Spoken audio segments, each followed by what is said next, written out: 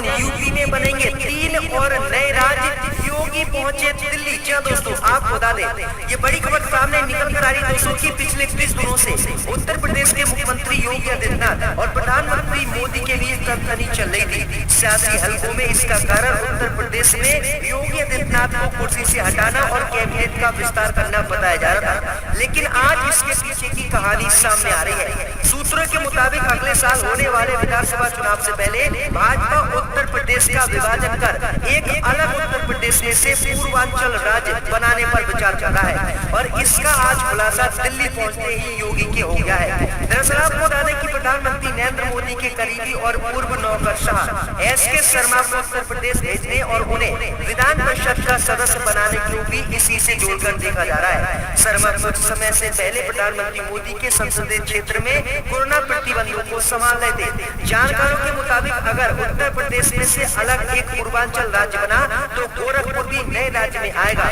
जो योगी का गढ़ है और इसमें 125 विधानसभा सीटें होंगी। वहीं आपको बता दें कि काफी समय से उत्तर प्रदेश को 3 अन्य राज्यों में बांटने की मांग चल रही थी। अलग से उत्तर प्रदेश में पूर्वांचल, बुंदेलखंड और हरित प्रदेश की मांग चल रही थी, जिसको लेकर आज योगी आदित्यनाथ दिल्ली मोदी से मिले हैं। तो ये बड़ी अपडेट आ रही है। उत्तर प्रदेश में से 3 और राज्य भाजपा बनाएगी। इसी बीच में तो दोस्तों अगली खबर तो असम के बीजेपी मुख्यमंत्री का विवादित बयान, कहा गरीबी दूर करने के लिए कम बच्चे पैदा करें मुसलमान। जी दोस्तों, आपको बता दें बड़ी खबर सामने निकल कर आई दोस्तों की जब से असम में बीजेपी की सरकार बनी है तब से वहां पर मुसलमानों के खिलाफ नए कानून लागू किए जा रहे हैं। दरअसल आपको बता दें कि कुछ दिन पहले ही असम की बीजेपी सरकार ने असम के सभी सरकारी मदरसों को बंद कर दिया था और इन्हें नए स्कूलों में बदलने का ऐलान किया था, जिसके बाद आज असम के नए मुख्यमंत्री हेमंत बिस्व शर्मा ने मुसलमानों को लेकर विवादित बयान दिया है। दरअसल आपको बता दें कि असम में भाजपा के मुख्यमंत्री ने कहा है कि गरीबी को दूर करने के लिए मुसलमान प्रदेश में कम बच्चे पैदा करें। उन्होंने कहा है कि मुसलमानों के ज्यादा बच्चे पैदा करने से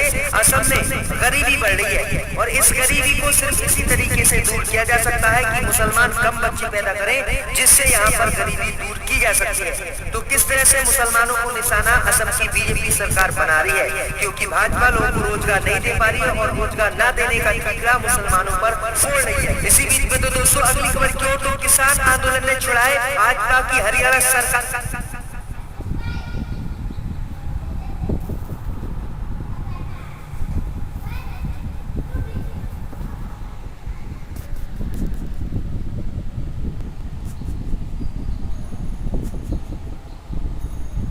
सरकार के पसीने हरियाणा के भाजपा नेता मांग रहे हैं किसानों से माफी, वापस ले रहे हैं अपनी एफआईआर। जी दोस्तों, आपको बता दें कि कृषि कानून को लेकर पिछले 6 महीने से दिल्ली और हरियाणा की सीमा पर हरियाणा, पंजाब सहित पूरे देश के किसानों का आंदोलन जारी है। किसान लगातार मोदी सरकार से तीनों कृषि कानूनों को वापस लेने की मांग कर रहे हैं, लेकिन मोदी सरकार कृषि कानून को वापस लेने के मूड में नहीं है। इस बीच खबर सामने निकल कर आई दोस्तों की किसान आंदोलन के बीच कोरोना प्रोटोकॉल का उल्लंघन करने के मामले में हरियाणा की भाजपा सरकार ने कई किसान नेताओं पर एफआईआर दर्ज करके उन्हें जेल में डलवाया था, लेकिन अब हरियाणा के जो सत्ताधारी नेता है, भाजपा के नेता हैं, वह किसान आंदोलन से डर गए हैं और हरियाणा के सत्ताधारी नेता किसानों से माफी मांग रहे हैं और किसानों पर दर्ज एफआईआरों को वापस ले रहे हैं। भैया आपको बता दें कि किसान आंदोलन पर केंद्र की मोदी सरकार सख्त है तो हरियाणा की भाजपा सरकार किसानों के आगे गिड़गिड़ा रही है और माफी मांगकर एफआईआर वापस ले रही है और कह रही है कि हम कृषि कानून को वापस कराएंगे। तो किस तरह से हरियाणा के भाजपा नेता, जेजेपी विधायक और जो है हरियाणा की भाजपा सरकार किसानों से डरे हुए है। इसी बीच में तो दोस्तों उत्तर प्रदेश में चुनाव से पहले मायावती को लगा बड़ा झटका, 60 बीएसपी कार्यकर्ताओं ने दिया इस्तीफा। जी दोस्तों, आपको बता दें कि उत्तर प्रदेश में चुनाव से पहले ही आज मायावती को बड़ा झटका लगा है। दरअसल आपको बता दें कि मायावती की पार्टी बसपा के 60 कार्यकर्ताओं ने आज बसपा से इस्तीफा दे दिया है। दरअसल आपको बता दें कि बहुजन समाज पार्टी के वरिष्ठ नेता और पूर्व मंत्री राम अचल राजभर को पार्टी से निष्कासित किए जाने पर जिले के कार्यकर्ताओं में नाराजगी है और उनको बसपा से निकालने के बाद से पार्टी में फूट सामने आने लगी है। गुरुवार को खलीलाबाद के ईगा बाईपास स्थित एक होटल में बसपा के 60 कार्यकर्ताओं ने सामूहिक इस्तीफा देते हुए पार्टी पर धन उगाही व मनमानी करने का आरोप लगाया है, जिसके बाद जो है मायावती मंत्री को तगड़ा झटका लगा है। चुनाव से पहले ही बसपा के 60 कार्यकर्ताओं ने इस्तीफा दे दिया है। इसी बीच में दोस्तों अगली खबर की ओर, तो बंगाल के किसानों को अब हर साल मिलेंगे 10,000 रुपए, ममता बनर्जी ने दी मंजूरी। जी दोस्तों, आपको बता दें कि पश्चिम बंगाल विधानसभा चुनाव के दौरान पश्चिम बंगाल की सीएम ममता बनर्जी ने किसानों को प्रत्येक वर्ष 10,000 रुपए देने का वादा किया था। आज राज्य सचिवालय नवन्ना में हुई ममता बनर्जी के नेतृत्व में राज्य मंत्रिमंडल की बैठक में किसानों को इस योजना के तहत प्रत्येक साल 10,000 रुपए देने के प्रस्ताव पर ममता बनर्जी ने मोहर लगा दी है। फिलहाल इस योजना के तहत किसानों को हर साल 50,000 रुपए मिलते थे।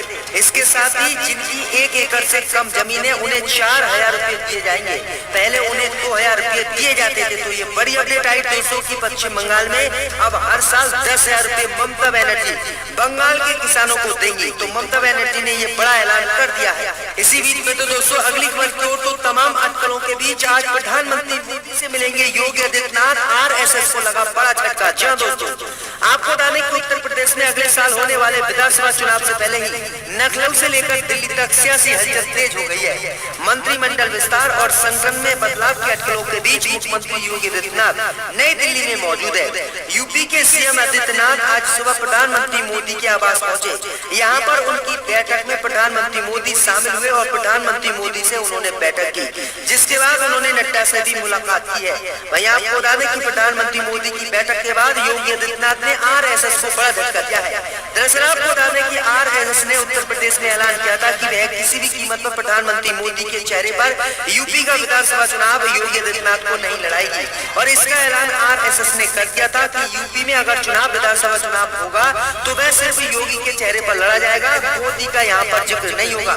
लेकिन योगी आदित्यनाथ ने RSS की इस अपील को ठुकराते हुए आज RSS के विरोध में जाकर प्रधानमंत्री मोदी से दिल्ली जाकर मुलाकात की है, जिसके बाद RSS को योगी आदित्यनाथ ने तगड़ा झटका दिया है। तो ये बड़ी अपडेट आ रही दोस्तों। इसी बीच में दोस्तों अगली खबर को, तो पटना में FIR दर्ज होने के बाद बदला बाबा रामदेव का मूड, वैक्सीन लगवाने का किया ऐलान। जी दोस्तों, आपको बता दें कि कोरोना की वैक्सीन को फर्जी वैक्सीन बताने वाले बाबा रामदेव का अब मूड बदल गया है और बाबा रामदेव ने भी कोरोना वैक्सीन लगवाने का ऐलान कर दिया है। दरअसल आपको बता दें कि पिछले दिनों एलोपैथी बनाम आयुर्वेद की जंग के बीच बाबा रामदेव ने एक बड़ा बयान दिया था और उन्होंने कोरोना वैक्सीन को बेकार बताया था और डॉक्टरों की पूरे देश में बेइज्जती की थी, जिसके बाद देश के डॉक्टरों ने बाबा रामदेव का विरोध भी किया था और उसके बाद पटना में बाबा रामदेव के खिलाफ FIR दर्ज कराई थी। वहीं आपको बता दें कि FIR दर्ज होने के बाद बाबा रामदेव का मूड बदल गया और बाबा रामदेव का दिमाग ठीक हो गया और अब बाबा रामदेव ने कोरोना की वैक्सीन लगवाने का